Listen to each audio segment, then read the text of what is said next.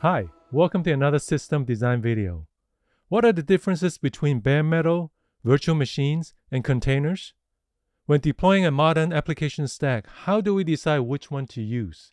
In this video, we'll take a closer look at each of these. Let's dive right in. The granddaddy of these is bare metal. A bare metal server is a physical computer that is single tenant only. Once upon a time, all servers were bare metal. Bare metal gives us complete control over the hardware resources and the software stack to run. For software applications that require the absolute highest performance from the hardware, bare metal could be a good way to go. Bare metal servers are physically isolated. The isolation provides two benefits. First, it is not affected by the noisy neighbor problem. This problem occurs when one tenant's performance is impacted because of the activities of another tenant sharing the same hardware. Second, isolation provides the highest level of security. For example, it is not affected by side-channel attacks. These attacks take advantage of the design flaws in modern microprocessors to allow a malicious tenant to steal secrets from its neighbors. Now, this strong security guarantee is another reason to use bare metal. When an application needs to meet the most stringent security, compliance, or regulatory requirements, bare metal could sometimes be the only way to go. Now, what are the downsides of bare metal? Bare metal is expensive, hard to manage, and hard to scale. Acquiring new hardware takes time, and it takes a competent team to manage them well.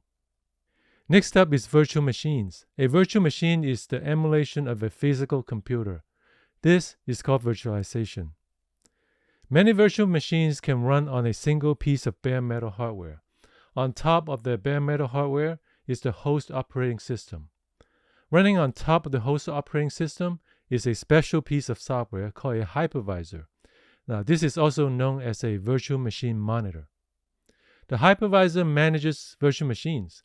It creates an abstraction layer over the hardware so that multiple operating systems can run alongside each other. Now, each virtual machine has its own guest operating system, and on top of each guest operating system runs the applications for a tenant. As a side note, there is a concept called bare metal hypervisor, not to be confused with bare metal hardware though. A bare metal hypervisor controls the hardware directly without relying on the host operating system. This gives the hypervisor full control over the hardware and provides higher performance. However, hardware that supports the bare metal hypervisor is more expensive. Virtual machines have come a long way in performance and scale. These days, we can choose virtual machines of pretty much any size to fit our workloads, from general purpose ones with just a few CPU cores and a few gigabytes of memory to the high performance ones with hundreds of cores and terabytes of memory. Now, what are the benefits of virtual machines? Virtual machines are cheaper to run. Many of them can share the same hardware, allowing much higher resource utilization. Now, they're easier to scale too. This provides an organization more flexibility. Scaling up virtual machines is easier. Some fancy virtualization software can even move a running virtual machines from one bare metal hardware to another without shutting down the virtual machine. Now, what are some of the downsides to virtual machines? Virtual machines could be vulnerable to the noisy neighbor problem described earlier. If our application co-locates with a resource hog of a neighbor, our own application performance could suffer. Also, virtual machines running on the same bare metal hardware share the same physical CPU cores. They are vulnerable to attacks that aim at design flaws in modern microprocessors. Side-channel attacks like Meltdown and Spectre are some well-known examples. Now, next up, containers. A container is a lightweight and standalone package of an application with all its dependencies like libraries, frameworks, and its runtime. Containerization is considered to be a lightweight version of virtualization. Like virtualization, here we have bare metal hardware and a host operating system. But instead of virtualizing the hardware with a hypervisor, we virtualize the operating system itself with a piece of special software called the container engine. On top of the container engine runs many containers. Each of these is its own application environment, isolated from each other.